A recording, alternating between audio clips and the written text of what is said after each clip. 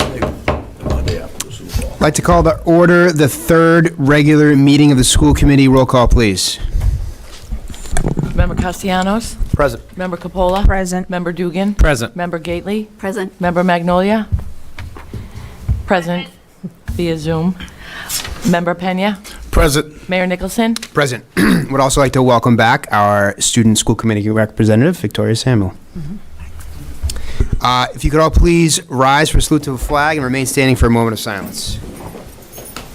Allegiance to the flag of the United States of America and to the republic for which it stands, one nation, under God, indivisible, with liberty and justice for all. Please remain standing for a moment of silence in memory of Josephine Mahoney, retired clerk, passed January 19th, 2023.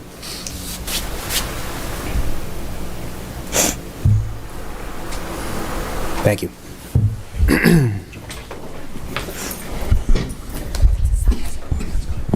Next item is the minutes.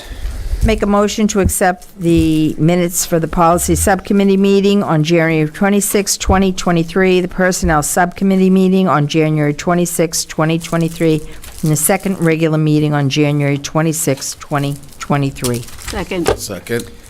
All in favor? Aye. Opposed? Ayes have it. Next is presentations, and we have some curriculum updates. Yes, so this is round 2 of our curriculum updates, and we have 2 phases within this round 2. So first up is ELA, early childhood, for elementary and secondary. And so we have Jackie Gallo, Michelle Winslow, and Allison Mosho Hamilton. And I'm going to then turn it over to you. Thank you. Right, hello, I'm Jacqueline Gallo, the Assistant Director of Curriculum and Instruction for Early Childhood. Thank you for the opportunity to highlight some of the important things that are happening in early childhood in the Lynn Public Schools, as well as the Lynn community. This presentation is really just a high-level glance. So if there's anything else that you would like to know more about, I'm happy to send anything along or come back for an additional presentation.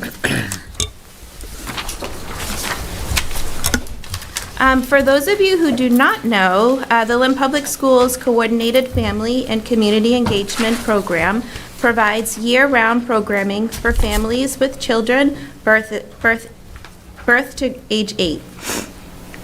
The program is offered by Lynn Public Schools and funded through a grant awarded by the Department of Early Education and Care for families residing in Lynn and Nahant. Kathleen Tarosian is the coordinator of the program and organizes all the parent and child play groups, story times, parent workshops, and council meetings. Some exciting changes for this year are that we have a new program space at 17 Atlantic Street. Here we host a number of parent-child play groups throughout the week that are designed for families with children 0 to 5 years of age. In addition to the groups at the Atlantic Street location, we also have weekly story times at the Lynn Public Library. We host one in Spanish and one in English every Friday. The CFCE also is partnering with Families First to offer a new virtual parent education program, The Power of Parenting. Last fall, we offered the course in Spanish, and this spring we are offering it in English. Thank you. And last on this slide, we have a permanent story walk coming to Lynn. I want to give a big shout out to the Lynn Tech Carpentry Department. The teacher, Kenneth Baudette, designed and implemented a lesson for his class to build the story walk boards. Kathy Tarosian and I met with the Lynn Parks and Recreation just last week, and they agreed on the installation of the story walk at Flax Pond Park this spring. So be on the lookout for an invitation for the opening. Okay, this slide is about the Parent Child Plus program. The program falls under the CFCE and is also funded by the Department of Early Ed and Care. This is a home visiting program with trained early learning specialists and is coordinated by Kathy Weston. This research-based early literacy program engages the parent as their child's first and most important teacher. Through the program, parents learn creative ways to read and play with their child to promote social and language development to prepare them to be ready and successful in school. We have a wait list of families interested in participating in the program and are looking to hire more early learning specialists to provide this incredible service to our community.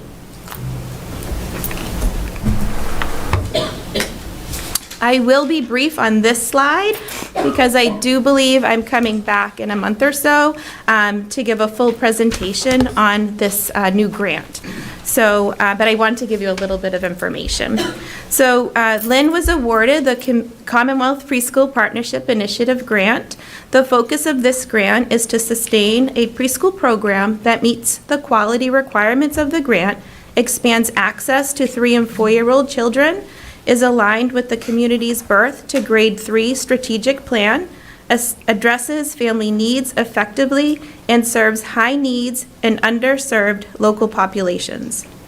Through collaboration with the core leadership team and our advisory team, we are in the process of designing and piloting a program that is focused on the grant's 3 priority strands: expansion of access to affordable quality preschool, building locally aligned quality, and equitable access to special education and inclusion. Akeisha Lewis is our newly hired coordinator for this grant. She brings a strong background in early childhood and is quickly learning the components of the grant. Hopefully you'll be meeting her soon.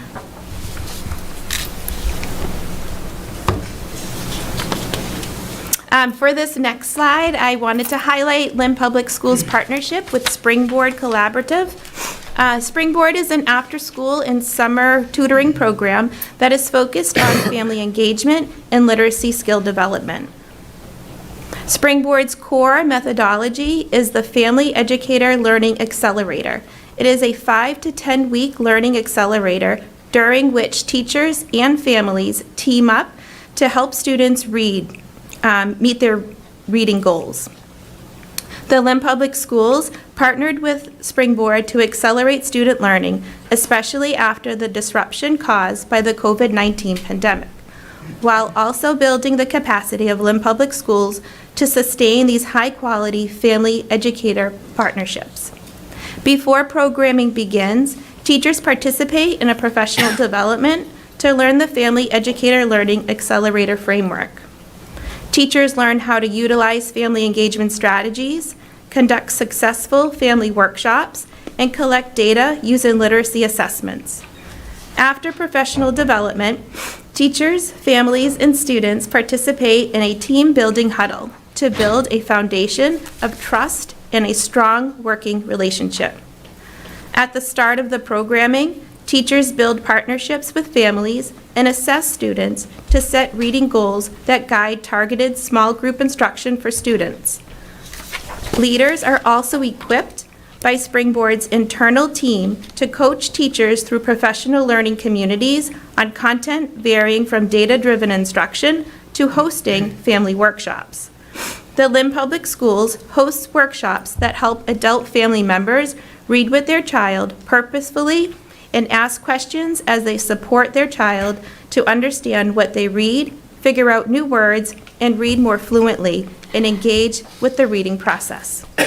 Students practice reading on their own, with family members at home and at family workshops, and with their teachers through small group instruction. Teachers measure students' reading progress using the Renaissance Star Early Literacy Reading Assessments at the beginning and end of programming to inform instruction and measure growth in reading.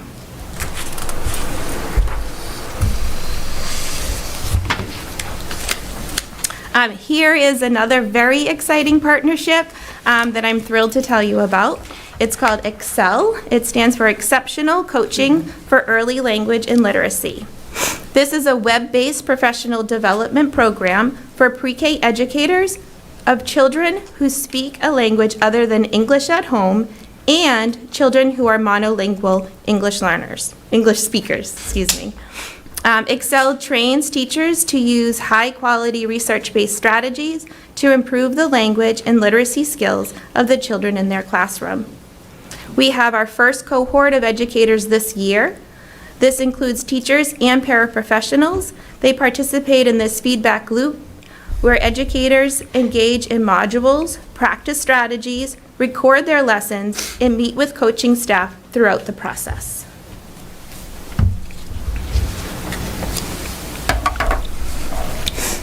Then the last few slides provide an update on the pre-K to grade 2 interdisciplinary units. In pre-K, we are in year 2 of implementation. Last spring, a team from Lynn Public Schools participated in a training from the American Institute for Research in collaboration with Massachusetts Department of Early Ed and Care and the Department of Elementary and Secondary Education. Our team included pre-K teachers, ESL specialists, ELA coaches, Julie Ward, who's one of our math directors, as well as Leanne Palmer, one of our special ed directors. This training was on the Massachusetts preschool curriculum review process. Using the resources provided through the training, our team was able to vet components of our pre-K interdisciplinary unit curriculum. This summer, we will participate in a full vetting and revision process, including community-based educators and additional stakeholders. In kindergarten, it is also year 2 of implementation of the maps. The mapping team worked over the summer to revise based on previous year's feedback from teachers. One adjustment we are working on now is incorporating English language development into the SEI map.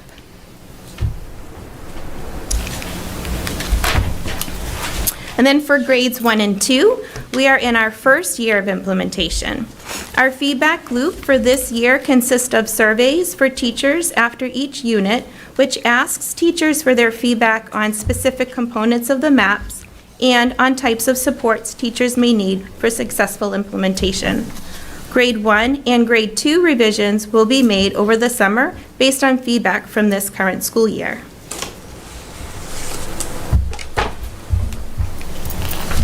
And lastly, as a result of feedback from last year's rollout of the pre-K and K interdisciplinary units, there was a large interest for the in-person district-wide planning groups.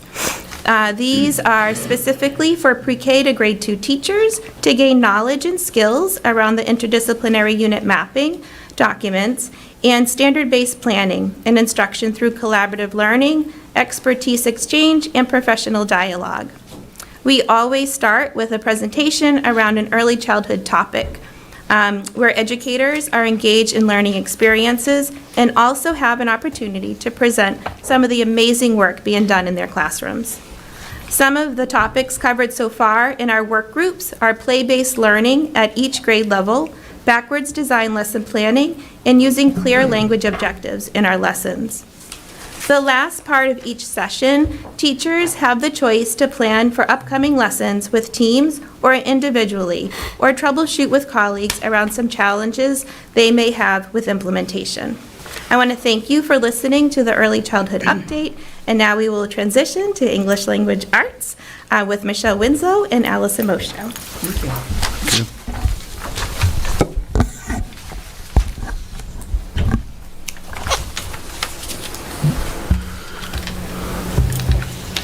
Good evening. I'm Michelle Winslow, the Assistant Director of Curriculum and Instruction for ELA and Reading at the elementary level.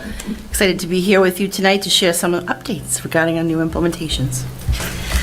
In October, a series of professional development sessions around the Year 1 implementation of the MyView curriculum in grades 3 through 5 commenced with the district inviting building-based curriculum and instructional teachers to participate in training with MyView consultants. This facilitated the launch of the first of 3 cycles of training. Following the CIT trainings, classroom teachers were then invited to participate in the same training. Each day of professional development was a full day of training, held here at Bennett Street. This structure established the format for all 3 cycles of training. Cycle 1 was focused on the components of the program correlated to reading. Cycle 2 had a focus on how the curriculum supports small group instruction. And the third cycle, which will begin in the month of March, will have a focus on writing.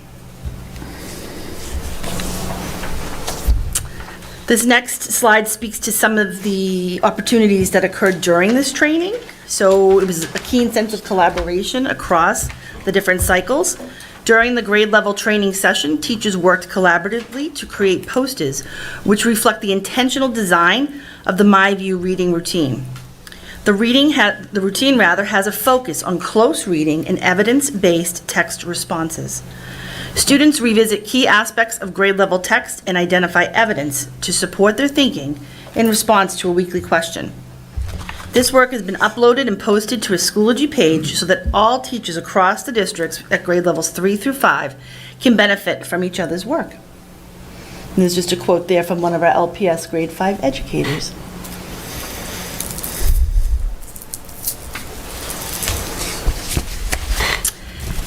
To keep in line with the collaborative spirit, during the next cycle of training, teachers investigated many of the resources available to them through the MyView platform. Due to the plethora of resources within the program, teams of teachers chose one of the resources to create an advertisement that spoke to the key components and uses of each resource. The intent here was also to create a library of advertisements, which was also made accessible to all teachers via the Schoology platform.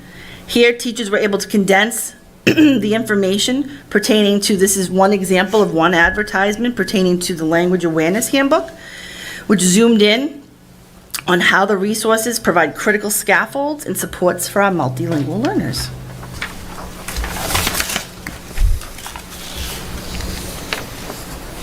Here, we're going to talk a little bit about some feedback. After each session, presenters elicited teacher feedback. Here are some of the responses received. Garnering this information is a critical step in maintaining aspects of the professional development that resonated with our educators and also provides presenters with insight into what the next step should be in providing our teachers with what they deserve: informative, valuable, and high-quality professional development.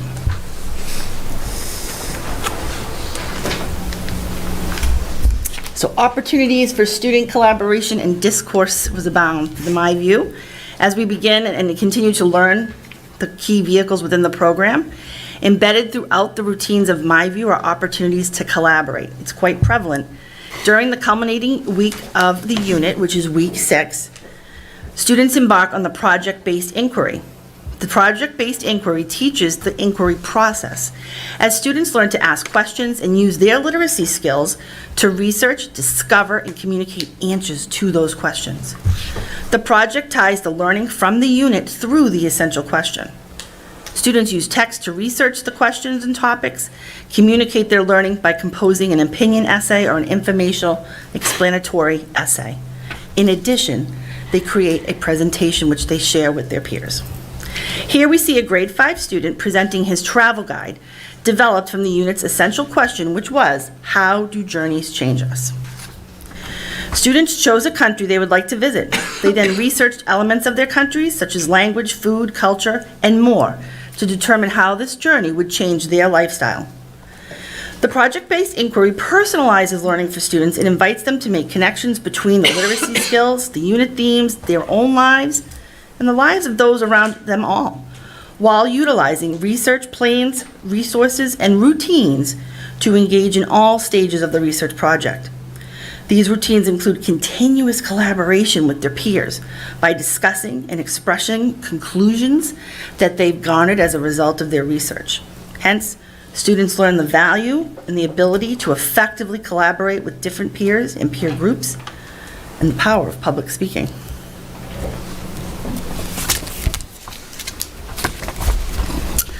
Year 2 of the GLEAM Grant provides us with the opportunity to continue our collaboration with the Hill for Literacy and the Department of Ed as we continue to implement MyView Literacy in grades 3 through 5. The focus of the work is around our Tier 1, in which all students take part in standards-based teaching and learning utilizing grade-level complex text that is accessed via the appropriate scaffolds and supports. To support this critical instructional endeavor, myself, along with a group of identified literacy leaders from the district comprised of both teachers and school administrators, attend a monthly network meeting conducted by the Hill for Literacy. Here, the team is learning about and embracing the professional teachings that are evidence-based instructional practices to support the needs of all of our learners during our Tier 1 ELA instruction. As I segue into the work ensuing with our foundational skills program, Letterland, I'd like to take a moment to share with you a snippet of Tier 1 instruction in a grade 2 classroom here in the district. You will see students take part in live spelling, which is an interactive routine to support the decoding process. What's the word? Birthday. Let's listen for the syllables. So put your palms up. Ready and say birthday. Birthday. Birthday. How many syllables? Birthday. 2. Let's clap it. Look this matter. Birthday. What's the first syllable we hear? Who can tell me? What is it, Lashani? Bird. All right, so we're going to pound out bird. Ready? Bird. Bird. All right, how many sounds are in bird? Show me. How many sounds? Good, 3 sounds. How many letters are there in bird? Anyone know? Good, Ethan, how many? 5, good. All right, let's see. You know, okay. Lashani, come on up. What do you hear at the beginning of bird? Letterlander, good. All right. Good. All right, Olivia, come on up. What do we hear next in book? What do you hear next? Good. IR says what, everyone? Earth. Now we have book. Vincent, can you come on up? Do you know what 2 letters say? Book. Which 2 letters are Vincent? Good. You want to fit there? No. Okay, good. All right. So what's the first syllable we have? Bird. All right. What's the whole word? Can we say the whole word again? What is it? Birthday. What's the second syllable going to be used? It's birthday. What's the second syllable? Ashley, put that down. What is it? Day. All right, ready? Let's count out day. Here we go. Day. D-A. Oh, let's do it again. Day. D-A. How many sounds in day? 2. I don't know how many letters are in day. Rosie? 3. All right. Uzziah, can you come on up? We pick up our first sound in our second syllable, day. I'm going to put it over here. D-A. Good, Uzziah. Good choice, right? Good. We're going to separate Uzziah just so we see the 2 syllables, okay? What letter says A? Ethan, come on up. What letter says A at the end of the syllable? Very good. All right, what syllable is this? Nope, what syllable is this? A. Let's put it together. What's our word? Birthday. All right, let's write it in our notebooks, and then we're going to mark it up. There's 2 syllables. We need 2 railroad cars. It's not every day you have the opportunity to pound your desk to demonstrate your understanding of the learning in the classroom. So really excited, and the continued implementation is moving forward. So we're appreciative of everybody's efforts within the schools to make this come alive. So in terms of professional development, as part of the continued implementation of our Tier 1 Orton-Gillingham-based foundational skills program, Letterland, as we know, each building is receiving 3 full days of on-site professional development. Schools will work directly and have been with the consultants to identify dates and times to conduct this training and support to ensure that our Tier 1 practices are effective and accessible to all students. So in terms of really zooming in on the importance of an MTSS and promoting student growth and achievement, it's obviously critical, and one of the rationale and reasons behind the choosing of Letterland is that it has Tier 2 and Tier 3 resources. Kits to be utilized by our reading interventionists who are receiving their training as well throughout the year. So this is just a couple of pictures of small group instruction in which students are receiving that Tier 2 support. We want to close those gaps so that, we have a flipped tier, right? We want a strong tier 1 so that our tier 1, there's less kids in need of that tier 2 intervention.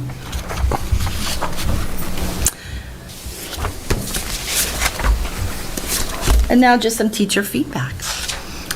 Next are some quotes garnered from teachers regarding their experience with the curriculum. One that speaks to the power of an evidence-based tier 1 resource is, quote, "We like that the units normally focus on one skill per unit, and this allows for a higher success rate with student mastery with the skills." And finally, I apologize for the fuzzy letterlanders, but as seen in the video, I share with you some final quotes from teachers. This was following a professional development session with a Letterland trainer. Letterland, I quote, "is engaging, so my students absolutely love the characters and the stories. I'm so impressed with how much they know at this point in the year. And the live spelling routine, which we watched, is interactive, and it is great to see the students collaborate with these activities." I believe we're on Noisy Nate at the moment, so. So thank you very much. I appreciate your time. I will now have us hear from Allison Mosho, who will share updates in ELA at the secondary level. Thank you, Michelle. So to continue the vertical progression, I'd like to orient you to the exciting happenings in secondary ELA, beginning with middle school. So given that our middle school population consists of 787 English learners, during our district PLCs, the middle school ELA department heads and the MLE department work together closely to build capacity among leaders by targeting the following identified areas of need: exposure versus mastery vocabulary, scaffolds and supports, specifically rewriting texts, and MCAS data analysis and assessment. So with high school, there has been a focus on our new curricula with the full implementation of StudySync as our core and Actively Learn as our supplemental resource for grades 9 and 10, two programs that provide our students with the equitable, rigorous education they deserve. Part of the implementation plan includes professional development, which so far has occurred in June, September, and January, in addition to monitoring teacher feedback via regular department head check-ins and surveys. On a recent survey, teachers were asked, in thinking about StudySync and Actively Learn, what is working well? The results of this question are highlighted in the Wordle on the PowerPoint. I would like to specifically spotlight the following: text accessibility, easy translation, scaffolds, and audio. These speak to the positive impact that StudySync and Actively Learn are having on our students.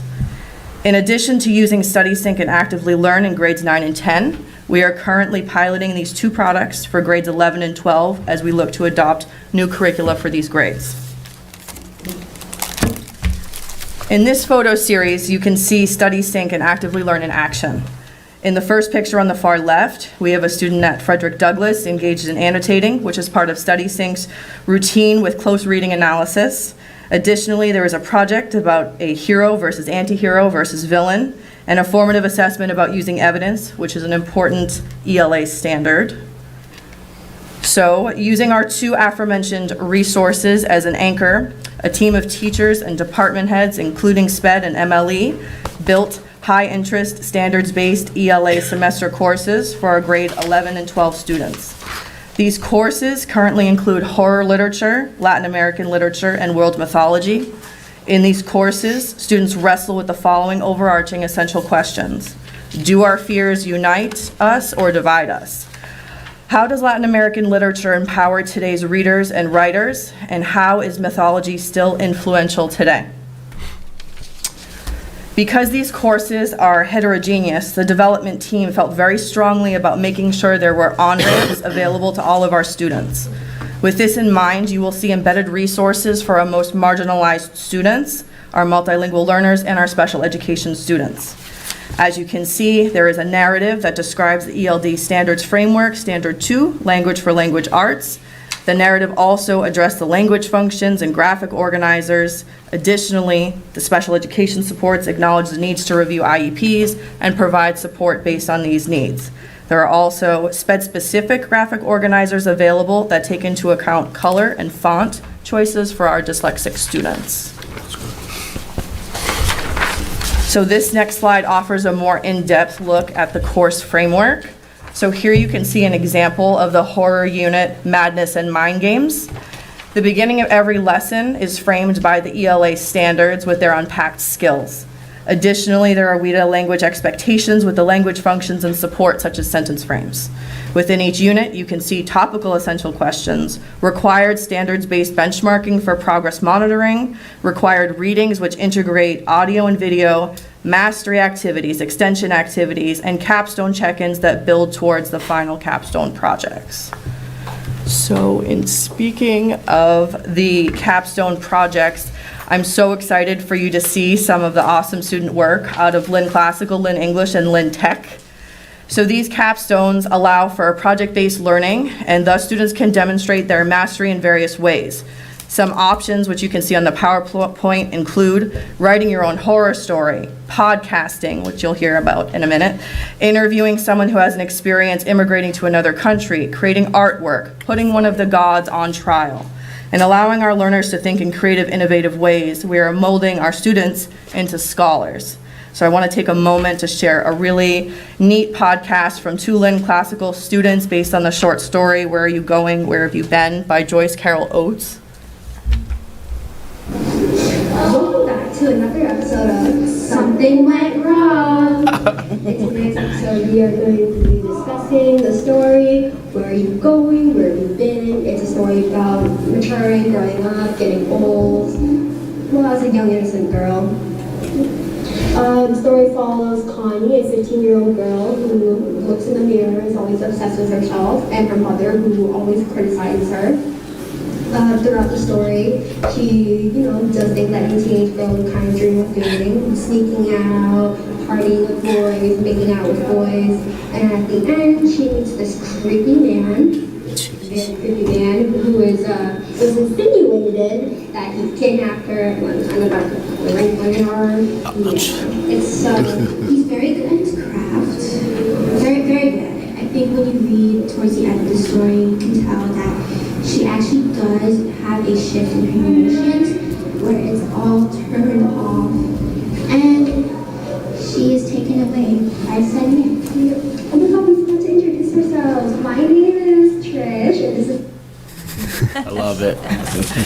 So I'm going to kind of continue. You can see some other examples. The top one about what is this, where am I, is one of the students wrote a horror short story. Another student drew that artwork.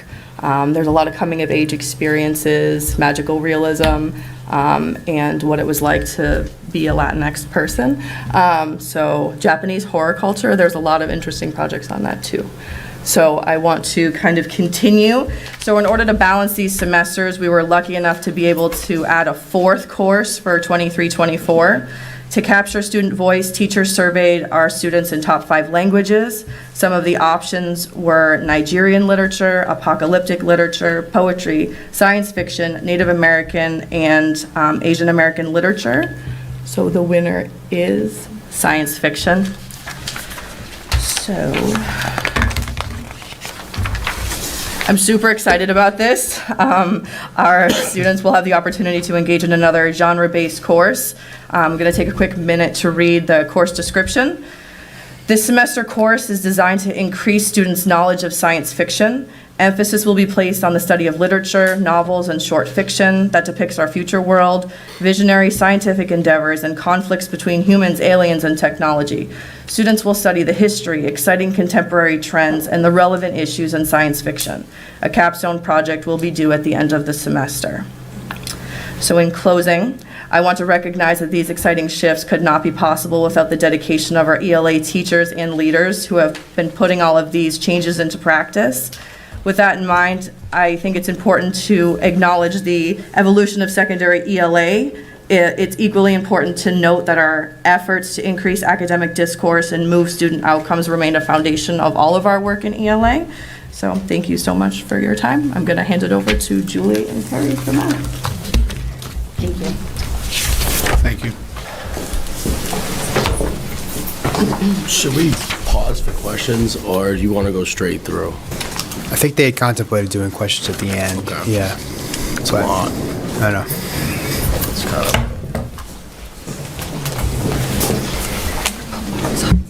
I moved the other one, sorry. I tricked you.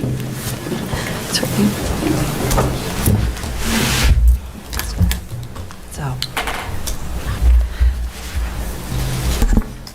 Thank you. Good evening. My name's Julie Ward, one of the assistant directors for mathematics, and I'm really excited to share some updates and celebrations in our math curriculum implementation.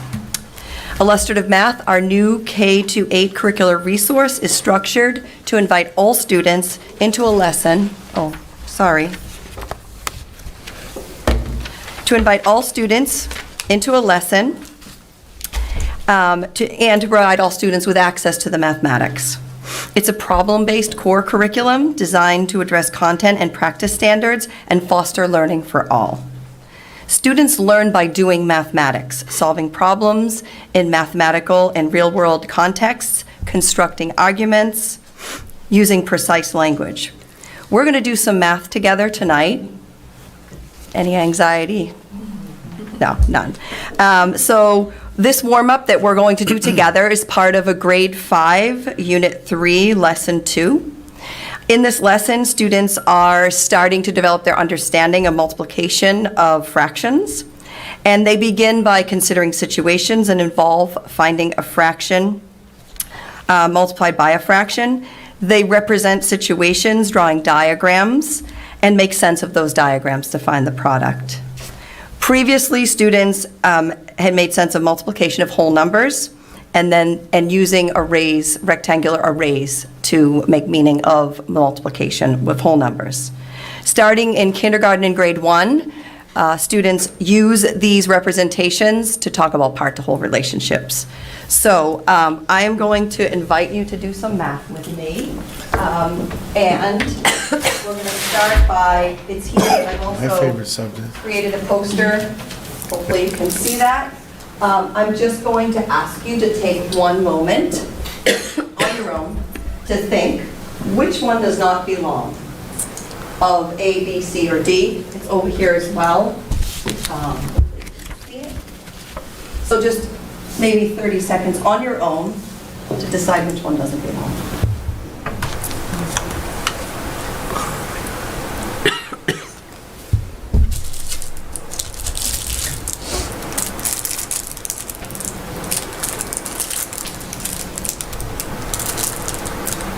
So now I'm going to invite you to take about 30 seconds and just with an elbow partner, talk about which one you chose and why.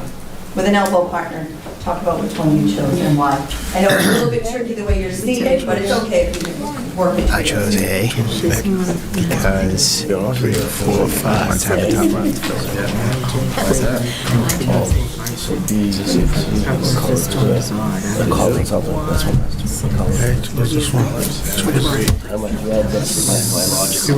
So I initially thought that.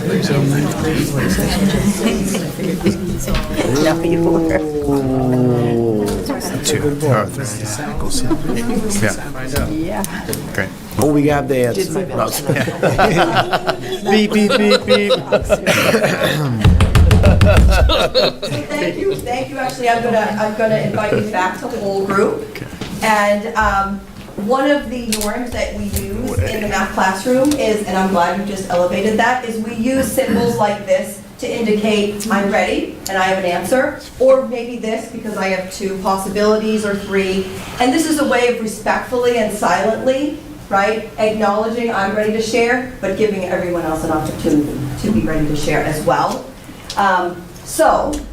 I would invite anyone to share either your thinking or the thinking of your partner with their permission. Which one you chose doesn't belong. Any volunteers? Thank you, Brian. My partner, Member Dugan, he reported to me. He reported to me on this date. No, we said D because they were, doesn't have equal parts. Okay, so I think what I heard you say, Brian, is that D doesn't belong because they do not have equal parts. Exactly. Okay, thank you. And I had the opposite. Okay, would you like to share what you were thinking? Yeah, so part of my thinking was A, because they had, I feel like B, D, and C all had one color, but A had 3 of them colored in. 3 units colored. Oh, 3 units colored in. So So I kinda- think I heard you say was 3 units were colored in. Threw me off. Okay. That's great, thank you. Okay. Would anyone else like to share? Maybe My not. colleague and I? Oh, wait. Our colleague, we came up with A. So you also said A. Yeah. Would you like to tell us why you said A? Same reasoning, different shades, Different shades, okay? which could represent a fraction. And you said something about representing fractions. Correct. Not my best first grade penmanship, but keep going. Deb, you wanted to share? Yeah, the mayor and I both actually agreed. We said A as well, and our rationale was that B, C, and D each have 1 part to the whole, whereas A had 3 parts to the whole. Okay. And on D, I think we drew lines across because you could have equal parts there. Okay. And just so I'm clear, I'm definitely choosing A. So I'm going to use precise language. This is a constructive argument, but I agree. So what I think I just heard, that you sharing, that you were talking about drawing additional lines across. And what Correct. would that do for us? It gives us equal parts. Equal parts, thank you. Yeah. Okay, would anyone be willing to share if they chose either B or C and why? Yeah, Sheila. Yes, I chose B. Thank you. Because I also looked at the equal parts of D, and I believe that A, D, and C are all 1/6, and B is 1/10. Thank you for sharing, Sheila. Thank you. Sheila. All right, did anyone want to give a last thought on C? Math strain.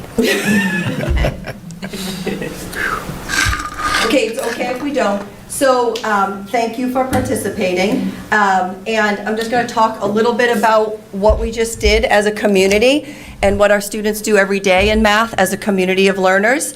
If any of you immediately had the reaction of anxiety about math when I said we're going to do math together, typically, 40% of anyone in the room will experience that. But what we're doing is we're undoing that experience.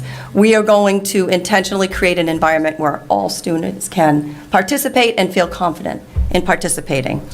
And I hope after we just, did this short math warm-up from illustrative math together, that you had that experience. I want to elevate a few things around student engagement, student voice, student thinking, the mathematical ideas, the brilliant mathematical ideas that even you shared with one another and with the whole group. Building positive math identity is a critical component and pedagogical practice that's embedded in this curriculum, and it's really important for us that students build that identity. I also want to add that I was trying to replicate the practice of just revoicing and honoring everybody's thinking. There was no right or wrong. You are all right? As long as you justify what you're thinking, there was no right answer. The ultimate goal that we're going to be moving into in this warm-up with multiplication of fractions is that the first A represents 1/2 times 1/3. But students start to develop that deep understanding by seeing the 1/6 in that representation. So I wanted to also elevate that this particular program has those embedded supports throughout for students with different learning needs as well as multilingual learners.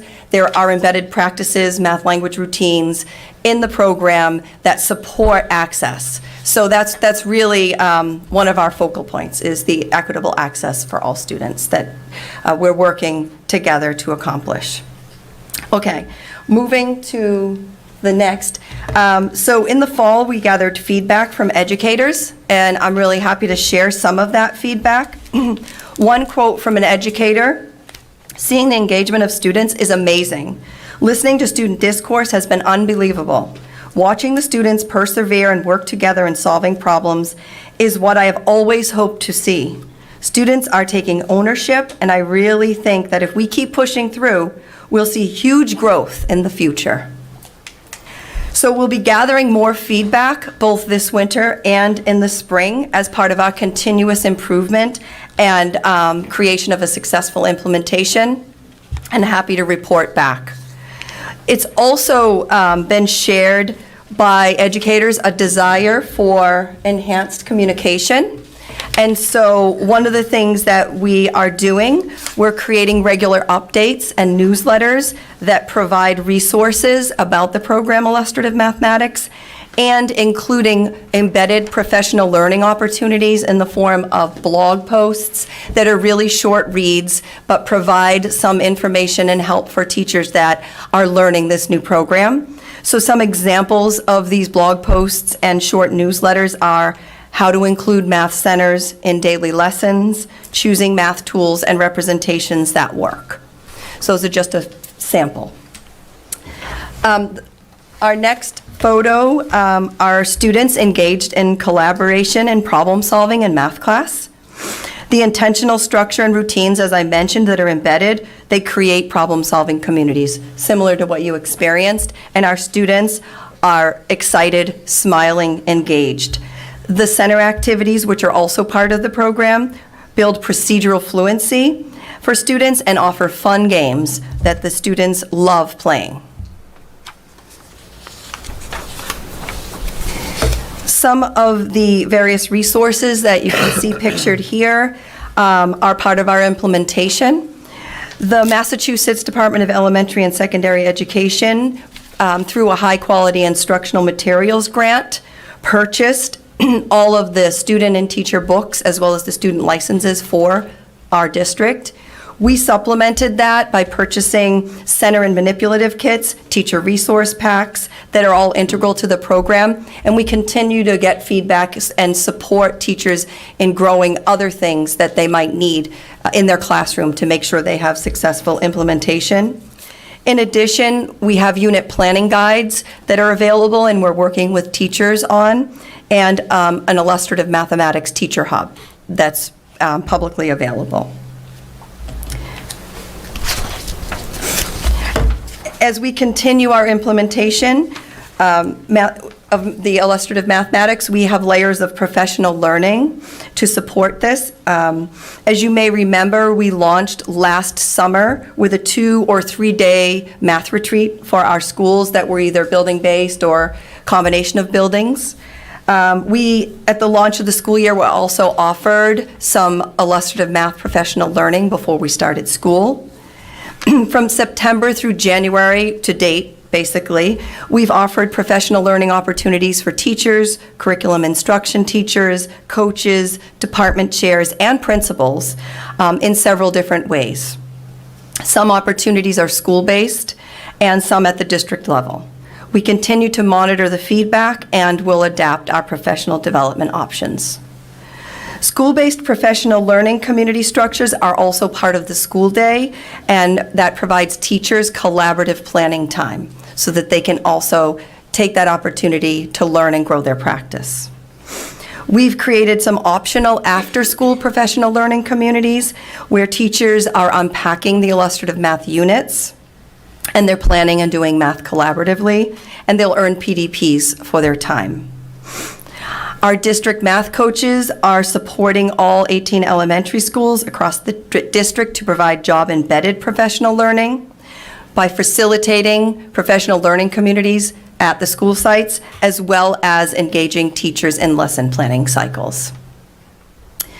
We're building a more coherent coaching model and visioning. We're working with national consultants, the Math Connection, and we are anchored in the National Council of Supervising Mathematics. There are 9 essential actions for coaching. This work is centering students and focused on increasing mathematical, academic, and mathematical discourse in the math classrooms. As part of our work together, we participated in a listening tour in one of our schools, and we heard brilliance from students. Some which included, and you can see here, when you skip count by 5, you go odd, even, odd, even. That may not sound very complex, but it's actually brilliant as students start to identify patterns in numbers, and students come up with these ideas on their own, which is fascinating every time I walk into a math classroom. So I know this quote is out of context, but it is evidence that students are making sense of problems, and they're noticing a lot about the mathematics. We witness students engaged in the math practices seamlessly, and it's really something we're celebrating. The illustrative mathematics curriculum is supported by the Imagine Learning platform. Teachers and students have access to a variety of resources and tools, which includes teacher books, student books, planning materials, PowerPoint slides, and other resources, all adaptable for teachers. Each unit has a short unit summary video to discuss the big mathematical ideas, and often includes, as we're going to see in a moment, very short videos that integrate real-world application of what the students will be studying. The video that we're about to see is from grade 5, and it's around the deforestation of Borneo. Or Neo, excuse me, I think I misspoke. Thanks, Allison.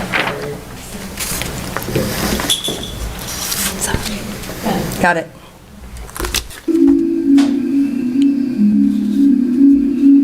On the island of Borneo, there's a rainforest like no other. People have been here for more than 40,000 years, living alongside plants and animals found nowhere else in the world. However, over the past few decades, deforestation has transformed Borneo's environment. Borneo is the world's third largest island and is found in Southeast Asia. In the 1970s, most of the island was covered in rainforest.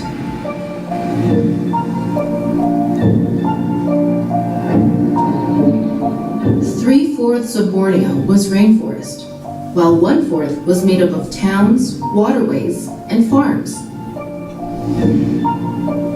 Years later, the land looked very different. By 2010, almost one-third of the rainforests had disappeared. This fraction was cut down for timber, cleared to make way for farms, or lost to wildfires. Another third was still forest, but had lost some of its trees to logging. This left just one-third of the original rainforest remaining, which is a small fraction of the total area of Borneo. Sadly, we are losing rainforest every year.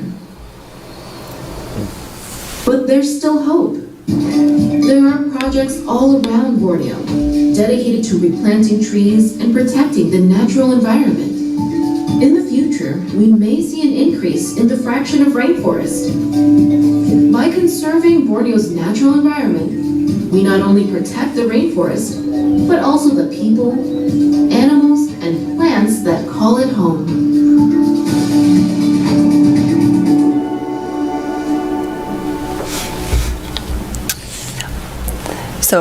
So thank you for watching the video. I think it just creates in me excitement about what I'm about to learn. It also integrates so many other areas for students that they are studying, both around the environment and scientific topics.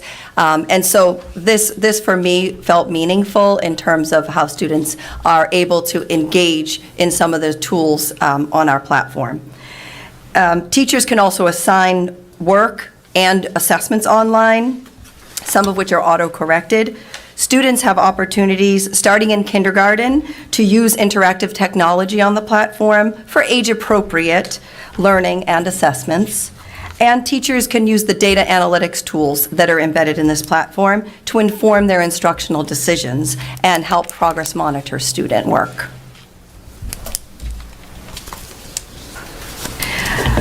As we talked about, illustrative mathematics promotes student collaboration, individual and group work, and student-authored representations. Here you see some of the student work that they generate, both individually and collaboratively. Students make sense of mathematics and develop conceptual understanding and strong number sense. These photos are from our middle schools. Our students are also engaged in rich math lessons with embedded supports. During classroom visits, we observe students using various math tools while sharing their mathematical ideas. Student voices are centered in the learning, and students' construction of their mathematical understanding is happening every day. As we continue to enact our math vision that was developed last year with our curriculum leadership team that you may remember, which is creating a math learning environment where all learners have equitable access to high-quality curriculum and instruction that is anchored in rigorous lessons, includes student experiences, all voices are heard, and where students see themselves as mathematicians, are sharing their ideas about math, using tools, representations, and hands-on materials to problem solve and develop individual math understanding through reasoning, respectfully challenging the ideas of others, and inclusive use of language strategies. As we move through our ongoing implementation phase, and you remember this graphic perhaps from last year, we've gone through and now we're still in the implementation and monitoring phase of the work. We'll continue to support our educators with professional learning, including we have an upcoming middle school teacher opportunity in March. During the spring and summer, as well as next school year, we'll progress monitor and respond to teacher and student needs by, supporting professional learning and other newsletter updates and things that hopefully will be helpful. I'm also really happy to share that just today, I received notification from the Massachusetts Department of Elementary and Secondary Education that Lynn Public Schools has been awarded a 2-year K-8 math implementation grant. This grant will support the ongoing professional learning for our teachers. And I want to thank you for your time and turn it over to Kerry to discuss high school math updates. Thank you, Julie. Okay. So Julie shared some of the work that's happening with our illustrative math program, K-8, and I'll focus more on the work that is being done with our high schools and one additional middle school update. Earlier this year, MCAS data for mathematics at our high schools was presented. As Deb noted in her presentation of that MCAS data, there is a lot of work to be done with and for our students. Our high school teachers have been working hard to respond to those needs. Julie also talked about some of the collaboration efforts in our district PLCs. Those district PLCs have been instrumental in guiding this important work and have provided a platform for transformational leadership to take place. High school department heads have been meeting with assistant directors, both around content and best practices. As a result of these PLC meetings, the department heads and the assistant directors have had the opportunity to work collaboratively. Among one of those products is a strategic plan centered around building capacity in the mathematics department at the high school level. We co-created a proposal together to respond to our MCAS data, focusing on our Tier 1 instruction, much like Michelle mentioned during the elementary ELA presentation. Also, for the past several Saturdays, including last weekend when it was negative 10 degrees out, a group of high school math teachers, just want to make sure that they were up there, a group of high school math teachers and department heads have been meeting to analyze data, to unpack standards, and to build targeted, rigorous standards-based lessons for use in our Algebra 1 and Geometry classes. These lessons will be used for Tier 1 instruction in the classroom, as well as during our 8-week-long Saturday MCAS response programming beginning in March. Also a collaborative program developed with the department heads. These Saturday planning sessions with teachers have been a much-needed professional development for all of us. The feedback I have received from teachers each week has been wonderful. The opportunity to engage in rich academic discourse around content and pedagogy as it relates to mathematics with fellow math teachers and math administrators in the district has created a synergy amongst all stakeholders, which will move us towards academic success in mathematics for our students. I'd like to take a minute to thank, especially because of that negative 10 degree day, I'd like to take a minute to give a shout out to those teachers who have been part of this work.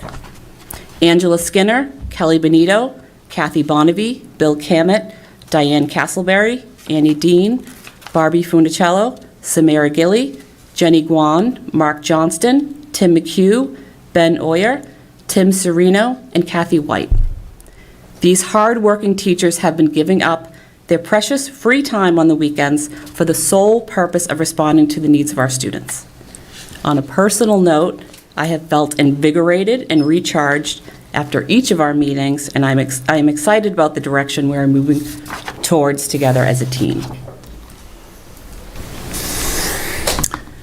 In order to shift the mindset from concerning MCAS data to more of an assets-based focus, we not only heavily focus on instruction, but also on the individual funds of knowledge and cultural capital that our students bring to school every day. I asked the math department heads to share some examples of work that both teachers and students are engaged in and are proud of. I'm excited to share their work with you. As my colleagues have highlighted, our schools are committed to improving academic discourse in our classrooms. In this slide, you will see students at Lynn English engaged in group work in their geometry classes. Students are using manipulatives, tools to create products that align to standards using the highest level of blooms. At Lynn Classical High School, teachers are working hard to incorporate technology in the classroom. Students in this Algebra 1 class are seen using graphing calculators and motion detectors to create equations, graphs, tables, and verbal descriptions of real-life scenarios. Students learned about pausing, increasing, decreasing, and constant speeds. Engaging in the speaking and writing domains of our academic discourse work, students were then able to create storylines that went with the data collected by their motion detectors.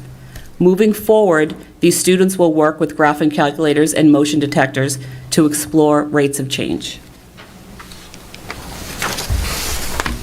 At Frederick Douglass Collegiate Academy, students are seen working with their teachers to solve linear equations by elimination with and without the use of graphing technology, and proved that the sum of one equation and a multiple of the other produces a system with the same solution as the original.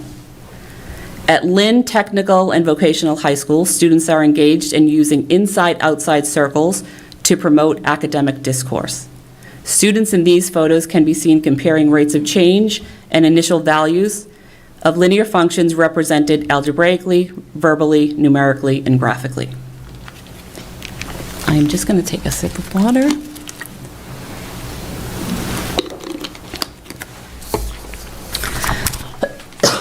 Excuse me.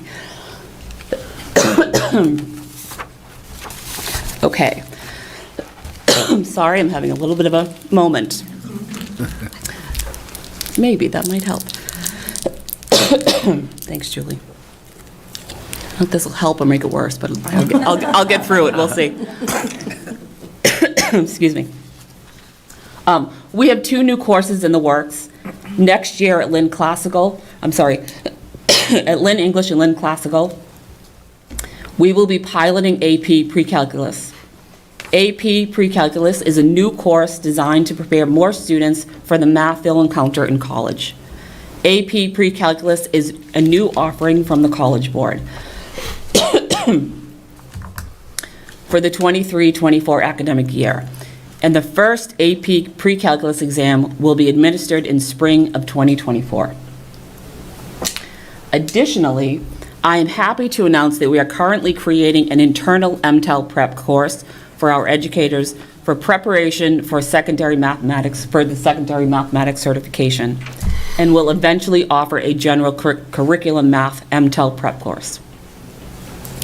This course was made possible, excuse me, this course was made possible by Deb Morell, our Assistant Director of Educator Quality, excuse me, in response to requests from our high schools as a result of the diversity grant that Deb applied for and was awarded to. Thank you, Mary. Yes. Perfect timing for a coughing attack. Two of our own high school math teachers will be working on developing the content of this course as a continued effort in building capacity in our district.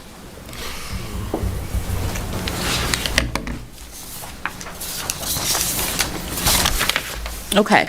Lastly, we are working closely with GE and MIT and are in the 12th year of our GE Girls at MIT programming. As many of you may know, this program was brought to our district by Shirley Albert Benedict, now the principal of Brickett Elementary School.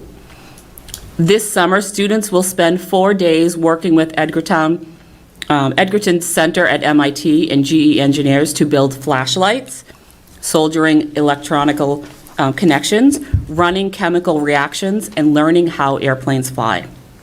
The program is funded by General Electric and developed by members of the GE Women's Network. The MIT Edgerton Center aims to interest girls in science and technology and ultimately increase the number of female engineers.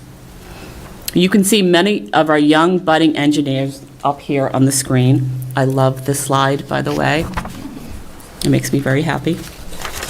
And the girls love it, I just need to say that.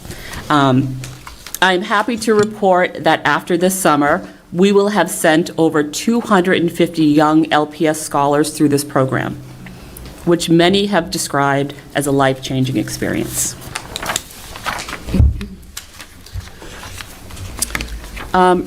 We are appreciative of your time. We know we took a lot of it.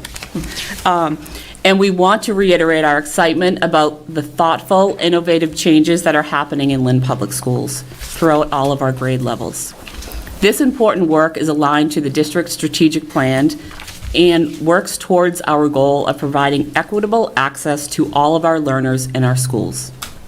Both the work that has been highlighted here tonight and the work that lies ahead in our future would not be possible without the unrelenting dedication and collaborative efforts of all Lynn Public Schools stakeholders. We just wanted to give them a shout out. So, thank you. Thank you so much. Thank you. Thank you. Questions from the committee? Member Dugan, Member Pena, and our student representative. And Okay. So, Carrie, thank you for what you just said, actually, thoughtful and innovative changes. So that makes me think of our teachers as well. And there's been a lot of thoughtful and innovative changes in their classrooms as of late. And so I think everyone's been working really hard, and I just want to publicly thank them all for that.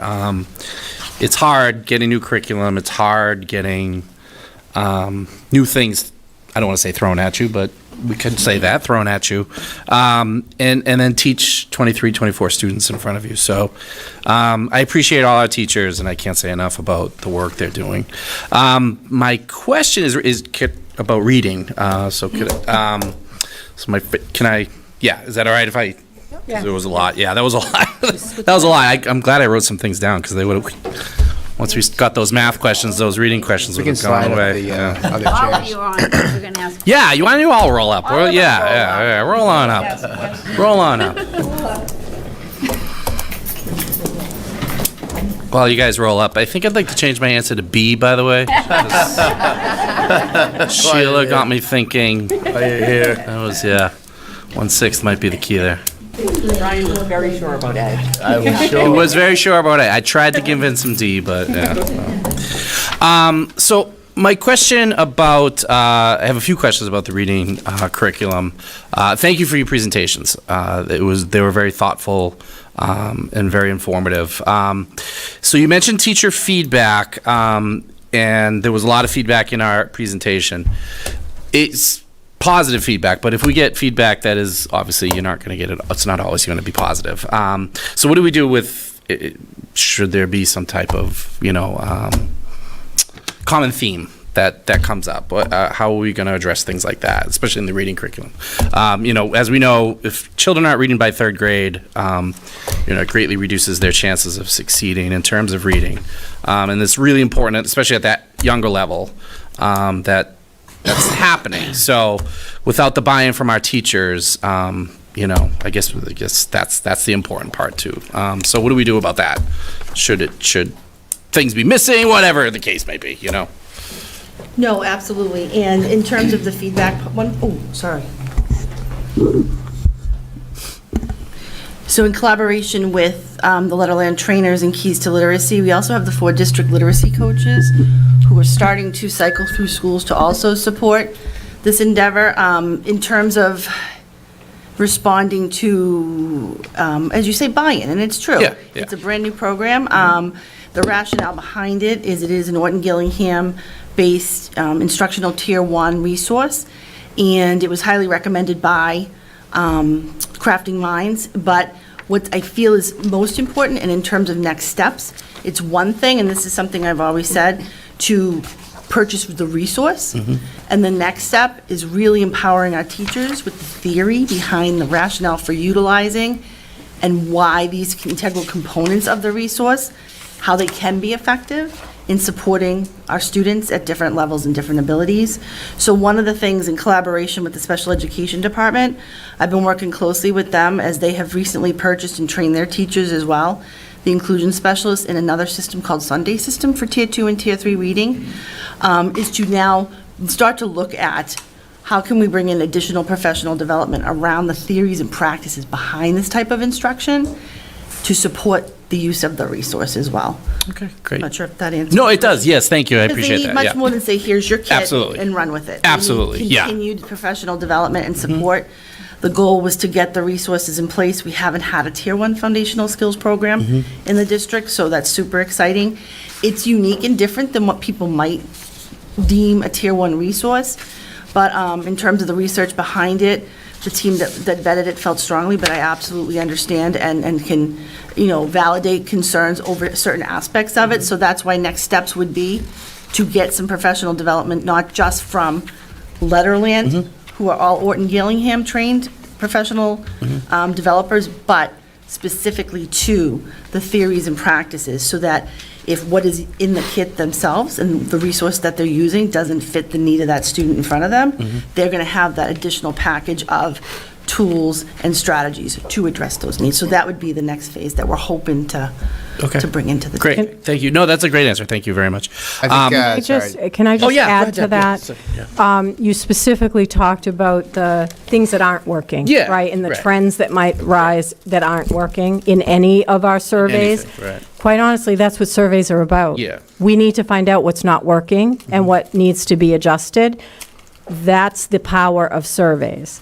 So we will look at those trends. Mrs. Powers and I have already been talking about, we already know some areas that we need to look at. Now is the time we have to find out what are the materials that we need to add to get books in hand and help the teachers. So it's important that I don't want to use the word negative, that constructive feedback Constructive is probably, yeah. is where we need to address. Right, yes. And in all of these rollouts that you see out here, Yeah. one of the things that we're going to be doing is progress monitoring the rollout. And with each one of these rollouts, teachers are going to be getting a survey on the rollout so that we do assess their needs and we get the complete picture of the feedback. Okay, thank you, yeah. And again, I don't want that to be perceived as me attacking. It's no, not. it's Yeah, critically important. yeah. And then my other question is just kind of the practicality of the curriculum itself. So you go from the K-2 curriculum, and then it switches to MyView when they get to third grade. Am I get? Did it? Oh, I'm sorry, Lori. When it switches to MyView when it gets to third grade. So, in terms of benchmarking, are we using like running records, dibbles? How are we determining, as they go from second grade to third grade, where those supports may come in? So- with the different, maybe not common language or Right. between the curriculums, yeah. No, absolutely. So all students K to 5 take the Star Renaissance assessment. 3 times a year, they take the benchmark, and then there's progress monitoring in place to also determine growth and where additional needs need to be met. K to 2, the focus right now is utilizing the interdisciplinary units of study, and embedded in that, we're continuing to work with that particular curriculum and embedding additional assessments, both formative in nature. They also have embedded performance tasks embedded in the curriculum as well, within 3 to 5. So we utilized, as I had previously presented last spring, that we purchased resources to support the interdisciplinary units of study in K to 2, and we're continuing collaboratively to work on the curriculum. And then in 3 to 5, we also have online digitized platforms within the MyView Realize platform to also continue to assess students in terms of the other remaining strands, such as vocabulary comprehension. Great, thank you. And then can I ask a math question as well, or? Yeah, okay, yeah. I didn't know if we were doing them in order. So again, great presentations. It looks like illustrative math is really great, and it's going to be a wonderful curriculum for our students. I really love the collaboration, and then the classroom discussions as well. I think are going to be very valuable for our students. My question is again kind of around benchmarks, just in terms of like number sense and our students especially at the what's kind of where I'm at, the younger levels. How are we kind of determining those tier 1, tier 2 Yeah, interventions? Yep, we have iReady diagnostics, pre-K K all the way through grade 10 right now, but we also are very much attentive to, within the classroom, the formative nature of the embedded daily assessments that students are administered and take in terms of like an exit ticket. Yep. And so that's really important formative data to respond to, and oftentimes part of the curriculum response is, as students do their exit ticket or their end of day synthesis assessment, teachers are examining that data to then follow up the next day. Another embedded component part within the curriculum, particularly in the younger grades, are the centers. And the centers are designed, they're not really grade leveled, they're leveled across grades, and they become more and more rigorous in terms of it's a similar activity, but it just grows in terms of how students are developing their number sense. So that's another layer, that students are engaged in the centers in various ways, strategically sometimes, if we know this group of students needs work around operations and algebraic thinking, then those students might engage in that center activity for a period of time, and then there's a reassessment that takes place. So it's very much, I would say, a continuous monitoring system that is expected within the curriculum, and the iReady diagnostic is a benchmarking mechanism for 3 times per year. We are just seeing where students are as it compares to grade level.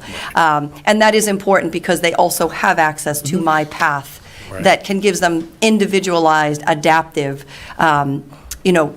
opportunities to learn and grow their mathematical understandings. Okay. So there's multiple prongs in terms of supporting students in their numeracy building. Right. Does that answer? It does, yes, thank you. But then just kind of a follow-up, as they move from unit to unit, for example, addition, fractions, polygons, whatever it might be. Yep.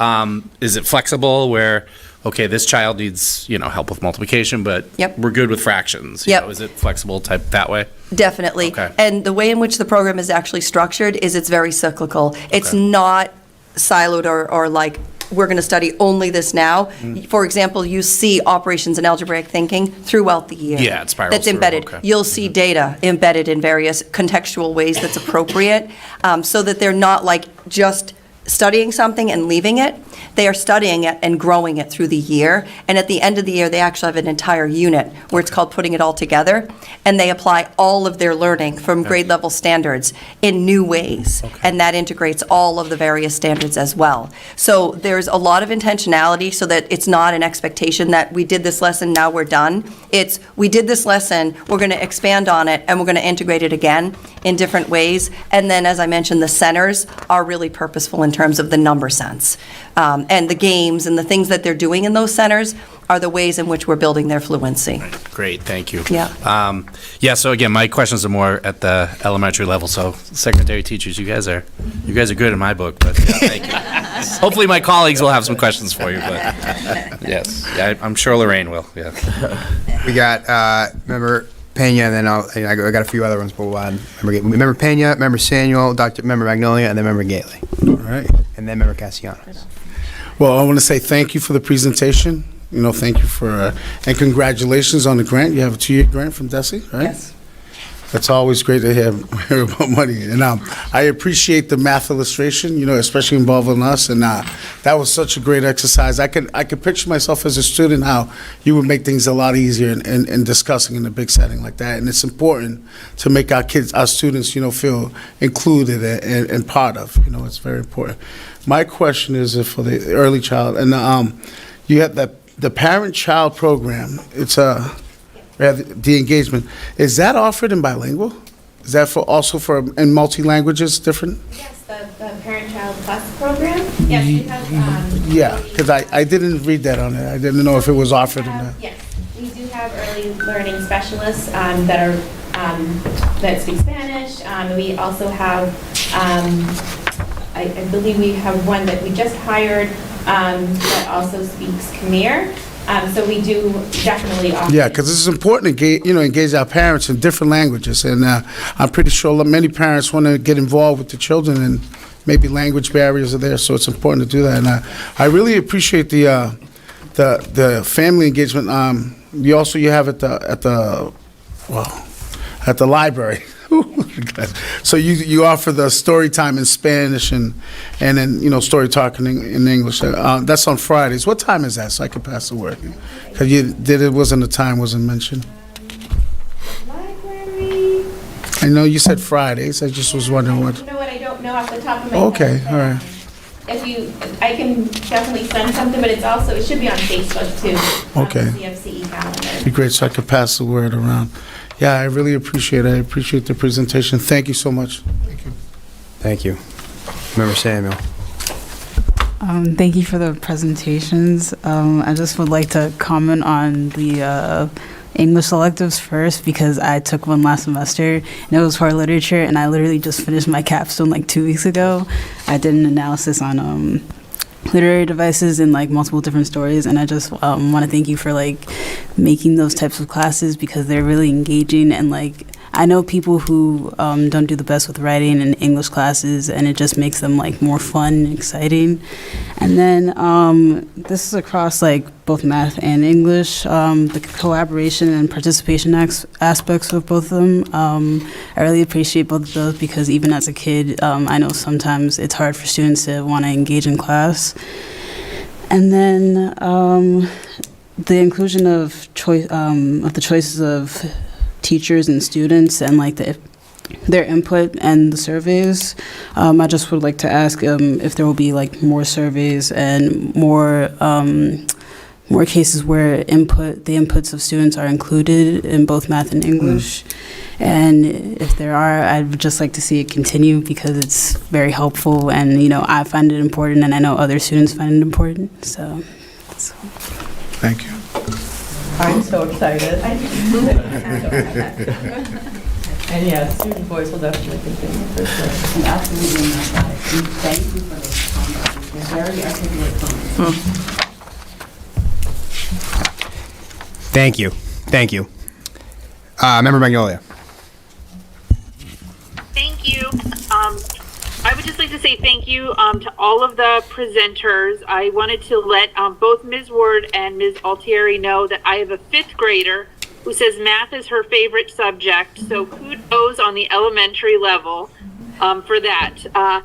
My question, though, is for Ms. Winslow. I have heard with this new curricular rollout that it is challenging to get Black History Month to kind of cross across the various curriculums in ways that it was a little easier before. And I'm wondering if you can talk about the materials and maybe some of the challenges that teachers might have in accessing ELA materials that dovetail with Black History Month. now versus with the old curriculum, and how the professional development might be able to address some of that, because obviously Black History Month touches almost all subjects. So in thinking specifically about how the ELA curriculum can interact with that, I'm wondering if you've heard this feedback from educators, if it's something that's come up. Obviously constituents have contacted me regarding it, so I'm wondering if this is the first you're hearing about it. So thank you very much. No, and thank you for that question. I haven't, to my knowledge, been approached in terms of this particular topic. I know that, we had a team of 44 educators across the district vetting the resources, and one of the things that, drew us to the MyView resource for grades 3 to 5 in particular was the level of diversity within the texts. In terms of windows, mirrors, and doors, that was obviously of keen interest to us to make sure that those types of texts were there embedded not only within the student interactive for the weekly lessons, but also within the mentor texts that are also made available within the curriculum. But I appreciate you bringing that to my attention, and I can certainly work with MyView at the 3 grade levels to see if we can extract some of those texts that would be in particularly conducive to supporting that type of instruction. I think that sounds like a great idea, because I think that maybe the reason that folks were approaching me is because they weren't sure exactly how to use the curricular materials to dovetail with Black History Month, since it's brand new. So I bet some guidance from your department would be really appreciated in that context. So thank you. No, thank you very much. Thank you. Member Gately. Thank you, all of you, for your presentations. I just have a few questions, okay? First, we'll start with the early childhood. My question was already answered by you, Mrs. Winslow, when you said Renaissance testing. That was one of my questions. The other question is, do they have a MyView for K through 2? So in terms of MyView, so when I presented last spring, one of the goals in vetting the resource was that we would find something that would also facilitate the implementation of resources within the units of study for K to 2, and that we had a series of standing, points that we paid, keen mind to in terms of those resources, and MyView did have many of those resources in terms of, diverse texts, culturally responsive teaching, social justice, strong lens of science and social studies. So what we did, and I spoke to this in my presentation, is we did not purchase the full MyView curriculum for K to 2. It was determined that we would purchase resources from the platform in support of the interdisciplinary units of study. Okay, only because the Renaissance scores were not good last year, and I'm wondering if your teachers are finding a lot of loss going into second, third grade, first grade of the learning. I just want to make sure that our students are learning what they need to learn, so that at the end of third grade, they are definitely reading so they can be successful. That's all I have to say about the K to 2. ELA, MyView, thank you very much. There was one question. I wanted to know how the program is going, but it's going well. Letterland, MyView. Letterland, I think that in the most part, from a lot of the feedback that I've seen, I'm trying to be out in the schools as well.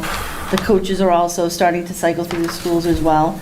I think that what's critically important is that the buildings, bring in those 3 days of additional professional development staggered throughout the year, so that they have that, embedded support directly with the program at each school.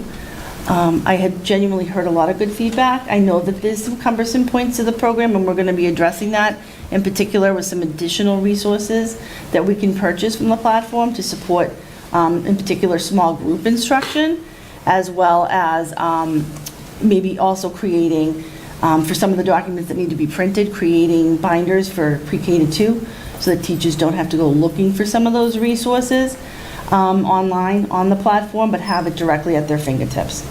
It's a lift and it's a shift in teaching, and, you know, we're seeing some really good successes, and we're also going to need to be mindful, as Mrs. Powers spoke to, progress monitoring, to ensure that, you know, we're addressing all the needs from curricular resources to specific professional development concerns.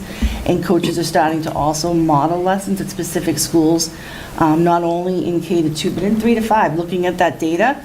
We haven't had a Tier 1 foundational skills program in the district, and that's going to be so highly needed. So it will take time to see the impact of that and the results of that, but I believe we're moving in the right direction. And we're also looking at, as a team, how do we support Tier 2 and Tier 3 and 3 through 5? How do we outfit our reading specialists with the right resources? Let alone goes to grade 2. There's a grade 3 Tier 1 foundational skills program for grade 3. But also now, what's the next phase in supporting the reading development of our students in terms of, you know, learning to read? Will be the next thing, in terms of that next phase, as I spoke to earlier. What resources do we arm our reading specialists with, so when they're coming in for Tier 2 in grades 3 through 5, they have that data to drive their instruction to support kids specifically with those evidence-based resources. So we should be seeing some good things over the next few years. High school, ELA, I just wish I was in high school right now. Like, it would be so much more interesting, like you said. It just, it would make it a lot more interesting. I know I'm ancient, so I went a long time ago, and I really didn't like English because it was like, I like science, let's put it that way. But this, I could write a lot of capstones in science, and it would have been really good for me. And for other students now. Math, K through 8. The only question I had, and I got a few complaints at the very beginning of the year. Parents are frustrated with, how do I help my kids with math? They're coming home crying. They don't know what to do. It's like a lot of critical thinking going on, and I just question whether they're ready to critical think, but you know, how do parents help their students, help their children in math if they're doing this program? That's what I guess that's my question. Yeah, we have actually a robust family center embedded in the program that we just probably need to illuminate a little bit more at the school level, so parents know and understand what resources are available to them through the portal. There are family videos that highlight similarly what students will be studying and how can you help your child. And that includes very basic sort of math games or math conversations that will support what's happening in the classroom throughout that unit. So maybe that's good feedback to just sort of highlight and continue to share the importance of schools sharing to families. I mean, we can share it at the district level for sure, but we also know that families appreciate their, sort of school touching base with the school. So I think I'm just going to make note that, sort of collaborating with principals and folks at the school level to ensure that parents know those videos are there and available, and those games and those activities that they can do at home are accessible. So I appreciate that feedback, and it'll be a follow-up that I'll make sure to address. Okay, and now, how much was your grant for? We don't know the actual budget yet. We asked for a lot. It's pretty much exclusively to support the professional learning of the implementation, which I actually appreciate a lot, and I'm sure teachers will appreciate a lot. So I don't know the quantifiable number yet. Yes, we do. Oh, you do now? I got on deck. Lynn has been awarded $365,938. So, and we did, in our written narrative, we really focused on teacher support, supporting teachers with compensation for their time, creating an infrastructure so that they can really dig in even more to the understanding of the math and the scope and sequence of the program. So I'm really excited about it too. I can't wait to things. One more I just would like to see everything happening right Got now Brian so that it's all the next. results are out there and our students are walking away with a unreal education. On to high school. I didn't really have much to say. They seem like they're engaged and you are doing the right thing with the extra help. But I do want to talk about the GE girls at MIT, and I want to give a kudos to everyone that's been involved in that program because my niece, Grace Gately, graduated last year from Worcester Polytech. She was an English grad. She graduated from Worcester Polytech and in engineering. And she went to the GE Girls MIT program, and I think that was the impetus to get her into engineering, and it was wonderful. And one last thing on that is, are you still having the Endicott program? Yes. Okay, this Yes. is on top of it like it was. Yes. I think I'm done. Thank you very much. Member Castellanos. I'm not going to talk too much, I promise. I'll keep it short and sweet. I really enjoyed the course offerings for the MTEL prep and also the pre-calculus for students that's coming up. It's a very important course offering. I think it's going to be, I think it's very important. That pipeline for that MTEL prep is very important.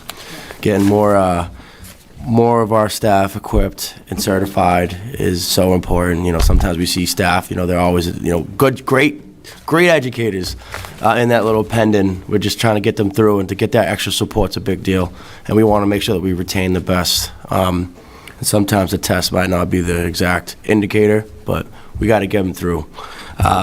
As Member Gately just mentioned, the GE Girls at MIT program, it's inspiring, honestly. When I can't believe it's year 12. That's a big deal. I wanted to bring up just a quick, just a highlight for the Commonwealth Preschool Partnership Initiative. That grant, it's going to be life-changing. That's a big deal, and I want folks out there in the public to. That's going to be a game changer, especially when you look at all three priorities that are up there. It's the expansion of access to affordable, quality preschool, building locally aligned quality, and the third is equitable access to special education and inclusion. That grant's a phenomenal award, and when I saw us get awarded this grant, it hit my soul. I know it's a big deal. That's a really significant success for us. And we have the right person in charge of it. I keep hearing. So I want to say thank you. And just my one simple question is for the new program space on Atlantic Street, what's the capacity? How many, what's that look like? The CFCE program is more of a family program, so it's not a classroom or anything. Okay. It's, you know, parents bringing their children there, so it's, you know, we, like, typically the play groups have like 12 families max. So it's, and we, the younger kiddos will be participating in the play group while the parents participate in like a parent workshop that's like right next door or something. So it's more, it's not a school or anything, it's just a space for that collaboration with families. Okay. And just my last comment is about just thank you for your presentation. The curriculum that we're rolling out in the district, to be honest with you, our staff are incredible. Sometimes I can't imagine how they find the time to digest that curriculum. And I get to hear from staff sometimes that are in the midst of being overwhelmed. But to see the examples of like the why, when you show us the examples, it is enlightening. And I just want to give kudos to our staff that actually they're out there just digesting this complicated curriculum. I do appreciate the web-based Excel for our PD for the pre-K. Like, that's pretty legit. That's cool that they get to go and go in and educate themselves and provide those tools. But it's still, I just want to give kudos to the staff. Because you could have the best, robust curriculum, you could buy all the curriculum, but it's the people on the ground to deliver it that really matter, that make the difference. So just want to keep it It's true. right on the forefront. But I appreciate all you guys. Thank you. Member Capola. Thank you. It was a very good presentation today. First of all, I'm excited about the MTEL prep because we have hired so many people who aren't certified, and this would be a great boost for them. And probably it goes to you, but are there any other MTEL preps? Like this is all for secondary and math. So is there- Yeah, but Carrie did mention that we're in the development of other MTEL prep opportunities for like the communication and literacy, and you know, we'll expand that. We acknowledge we have a lot of people who are on emergency licenses, students who we're, you know, bringing up through the ranks as well, paras who have become teachers who we need to further develop, and so we know we need to expand that. Okay. We've started with this, we're working on the communication and literacy, and we will continue to build on that. Excellent. And I appreciate that, you know, we have added on for the advanced placement class. And the surveys are so important because we have heard for the last few years how they don't feel like they have a voice, the staff, and nobody's listening to what the issues are that they're having in the classroom. So that's really important. And just a shout out to GE. You know, they've been there for so long for us, and I think we should really appreciate it. And as well as all the trades are really getting into encouraging women to get into the trade. So all of that is really exciting. So I appreciate it. Thank you. Thank you. I have one follow-up question. The grant for professional development, is that including our paras also? Because you said it was We for could, teachers. we have not solidified or delineated the budget precisely yet. We, you know, presented what we would like to do, but it's something we can certainly consider, you know, once we sort of get into the weeds. Yes. And work with DESE on our budget and how, we'll have a monthly meeting with a consultant from DESE to formulate our plan and roll it out. I will add that we did write into this grant and have an endorsed partnership through Boston University. So that could also be a really good lever to support our educators in various ways with content courses in preparation for like elementary licenses in math, which many educators, you know, are challenged with without giving them opportunities to prepare, Yeah. so. It's great because our paras are really, you know, real vital to Yeah. educating our students and helping out, so thank you, appreciate it. Awesome. Thank you, everyone, for the great presentation, for all the wonderful work throughout the district, our teachers, paras, administrators. Thank you, school committee members, for the questions. Really appreciate everybody. Thank you. Thank you, everyone. Thank you, everybody.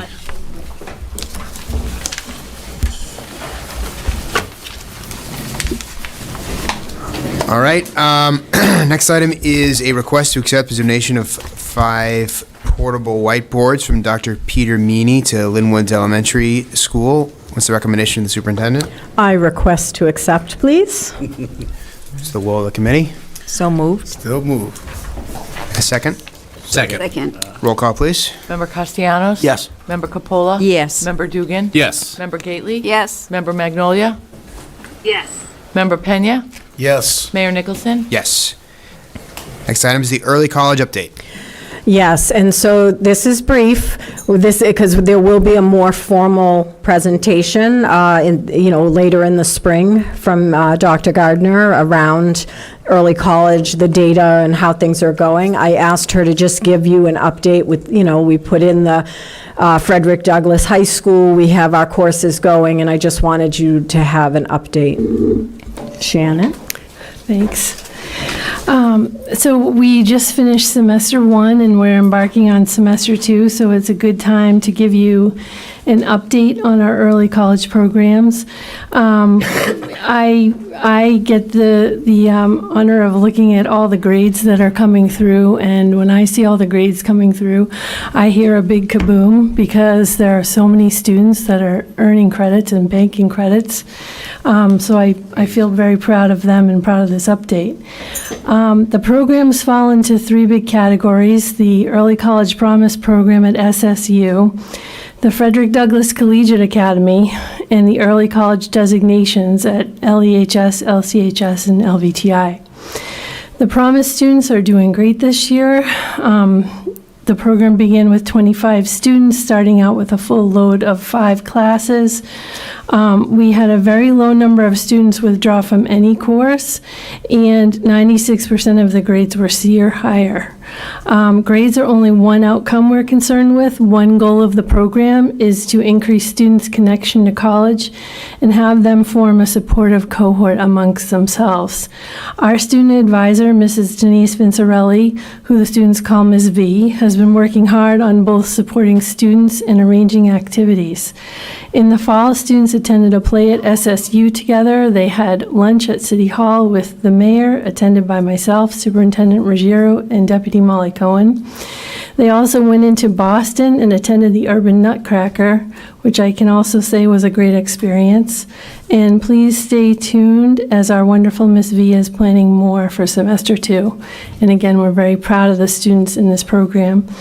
You should also know about some changes like that we've learned from last year that we added. So now this year, students in that program have received a college advisor, which they didn't have last year. And they also had their own special FAFSA support session at SSU, which was also supported by a North Shore Community College trio advisor, because some of our students also at the end of this program want to go to NSCC as well. We have a part-time team supporting the Promise students that helped bridge them over from the summer to the fall. So they created presentations in the summer to kind of get them together a couple of times, and they helped with an orientation, and they're also there to provide wraparound supports. That's what I have for Early College Promise, and I will now move on to Frederick Douglass Collegiate Academy. The FDCA, as we call it, is flourishing under the leadership of Principal Heather Fabiano and in partnership with North Shore Community College. Students there also have a very high rate of success in their early college classes, with 85% of students earning C or better.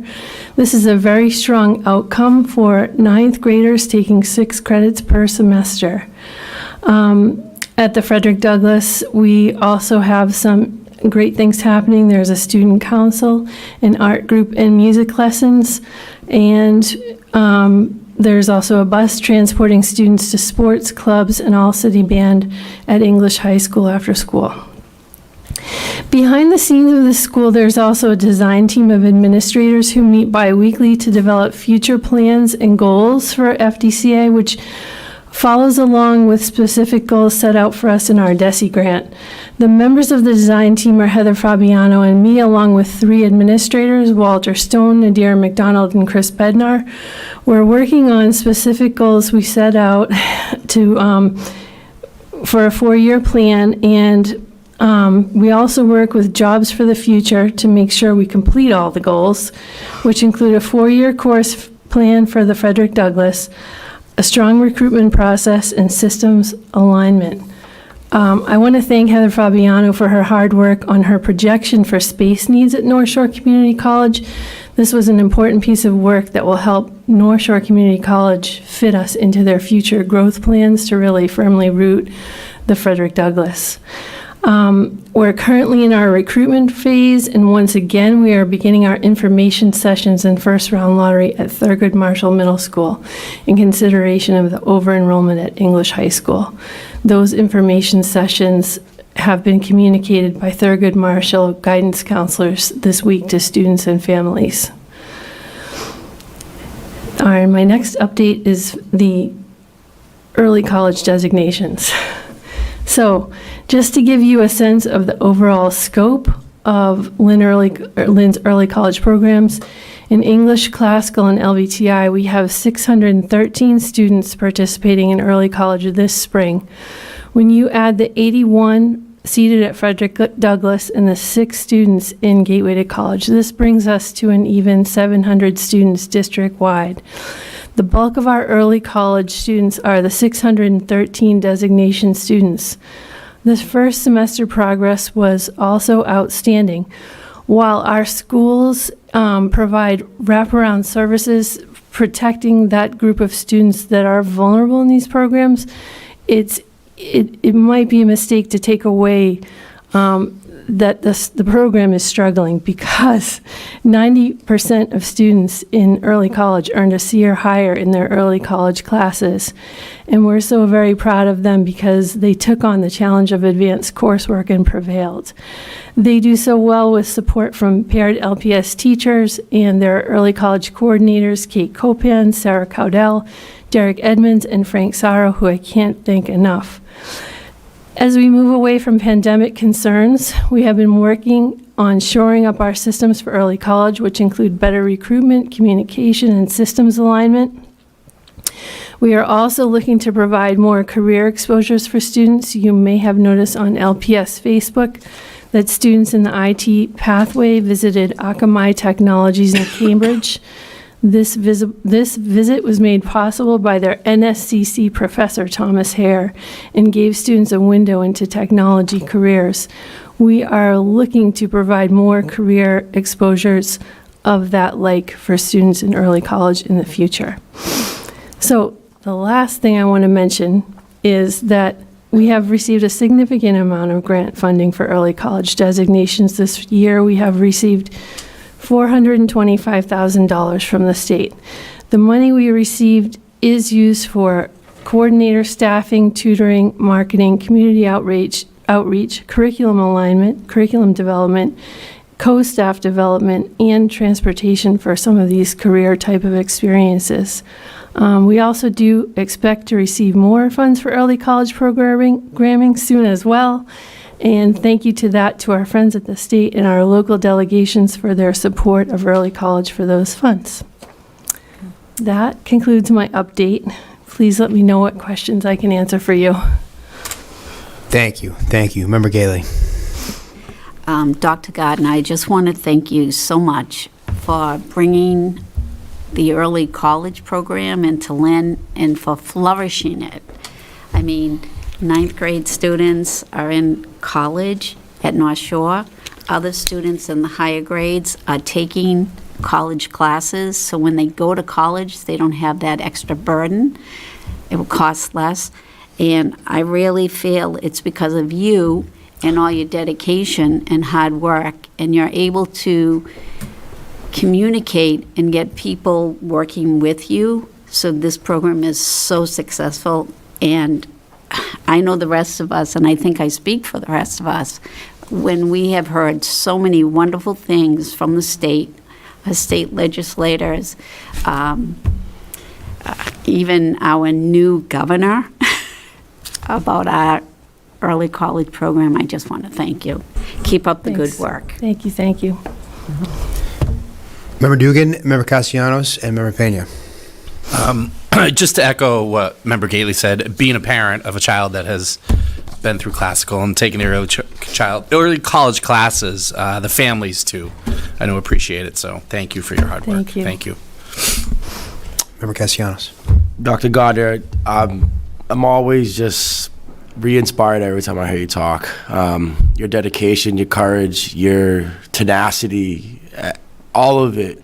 The way you represent Lynn Public Schools is you're such a valuable asset to us, and for me to sit here to listen to the progresses and what we're doing as a first generation low income kid. Like when I spoke that day at North Shore Community College, like Dr. Gardner was very instrumental in helping me prepare for that speech, and I give a lot of credit to Dr. Gardner and helping me, aim and really deliver that platform. And Dr. Gardner does a lot of work behind the scenes in this district, and I want her.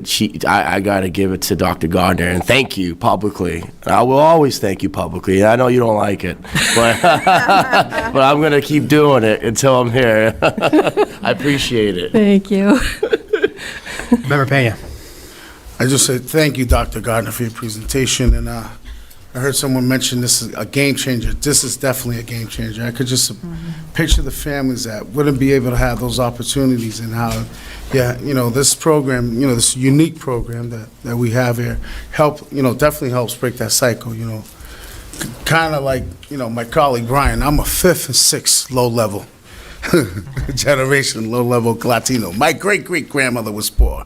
And just to think of the opportunities that immigrants have nowadays, it's just amazing. It strikes me, you deserve a lot of credit. Thank you for what you've done, and I'm really grateful for that. I can, with deep passion, I tell you thank you. I know what it's like not to have, and I appreciate for the opportunities.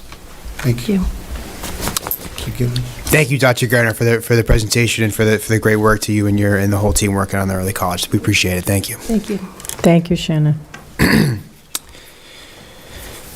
Should we take a motion to amend the agenda to move the superintendent's report up? Make a motion to move the superintendent's report up. Second. All in favor? Aye. Opposed? Ayes have it. Okay. My quote for this meeting is by Maya Angelou. I've learned that people will forget what you said, people will forget what you did, but people will never forget how you made them feel. First, I want to acknowledge the terrible event that happened on Tuesday evening to one of our Lynn English High School students while working at a local business. As an update, I have spoken to a family member with the use of an interpreter, Guillermo Sinelli, to express our sadness of what happened and to offer support to the family and student during this difficult time.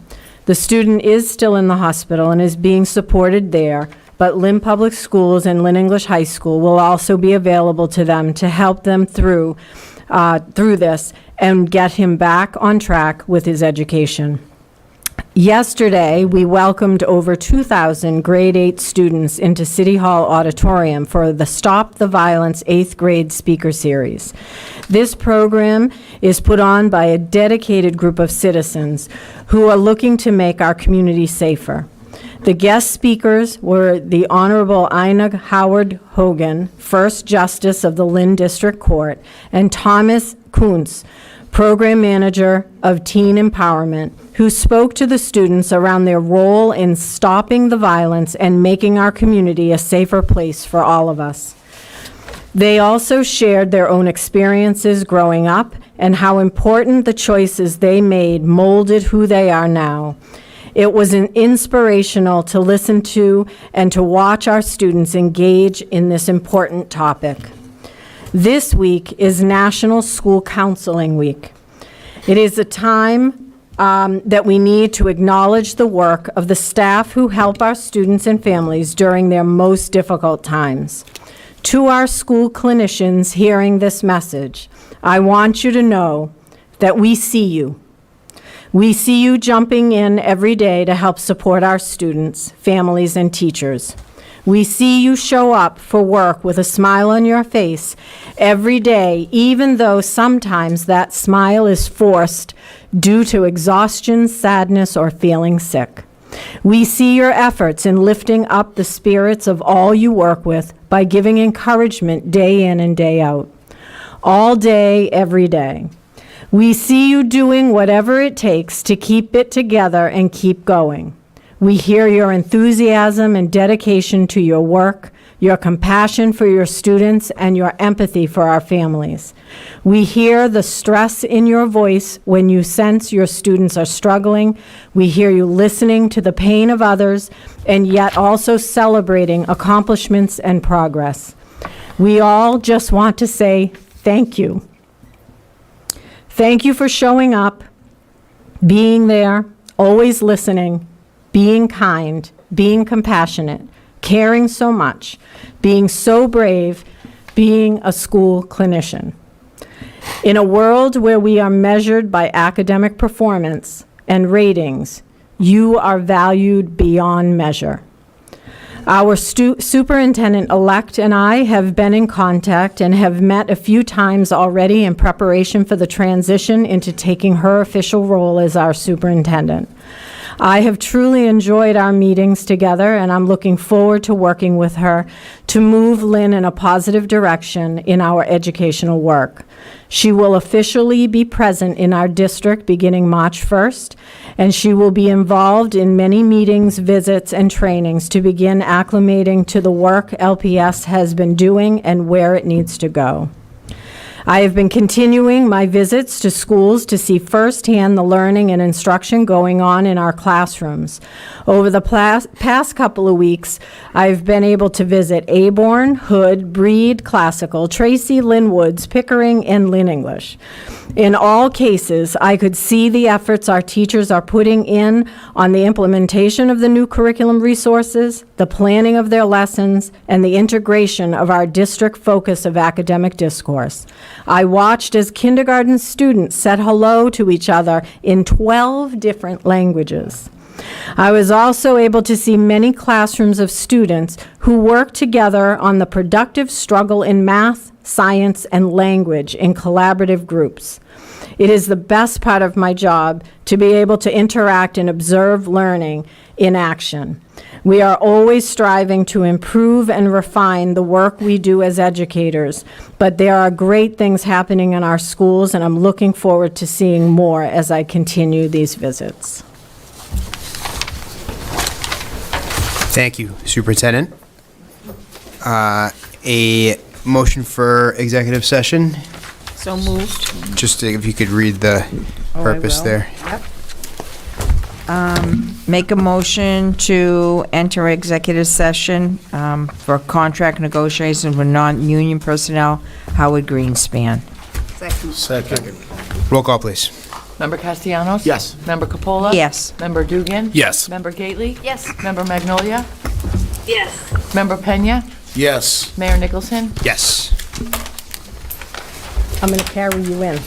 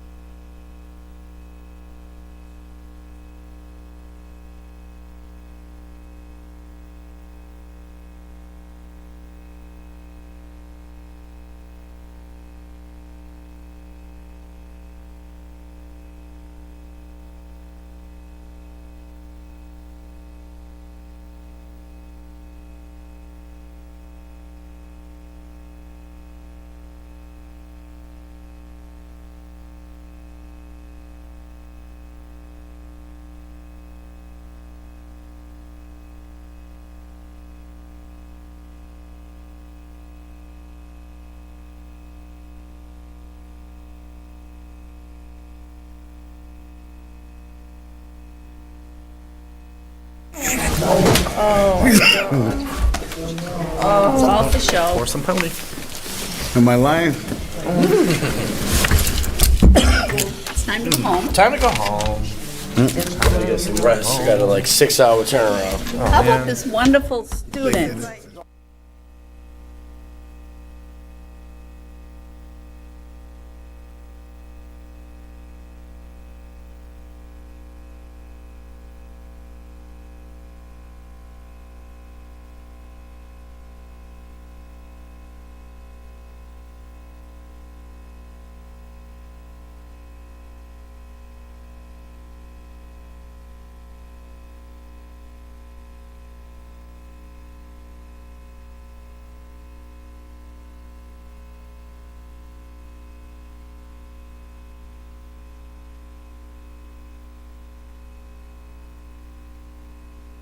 Always in your dreams, you hear my voice singing in your head. My darkness calls. I ran through the street, calling out your name.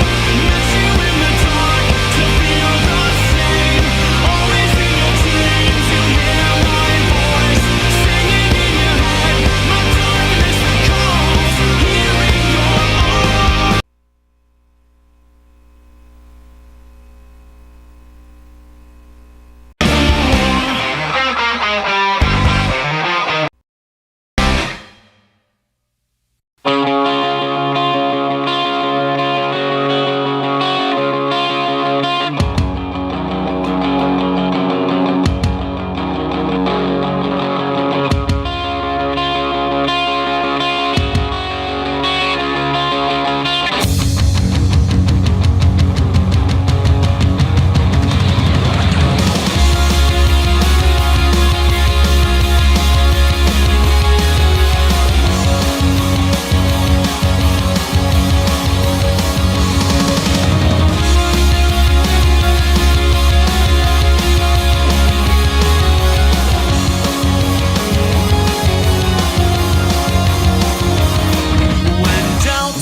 Young temptation, pounding hearts, they speak too soon.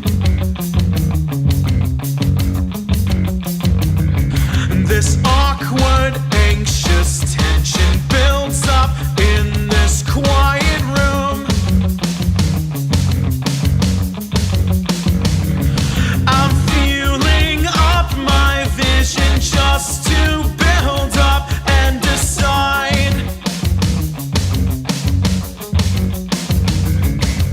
One more lust conviction, one more kissing suicide. Take me for a fool, don't mistake me. Lately I've been really hard to find. Free me from these changes I'm needing, holding all of this yearning on the inside.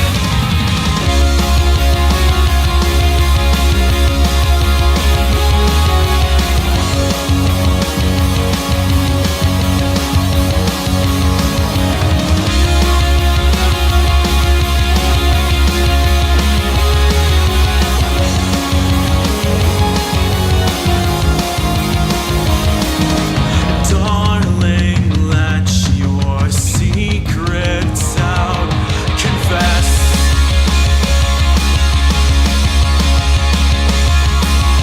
Teach me all those things I don't know yet.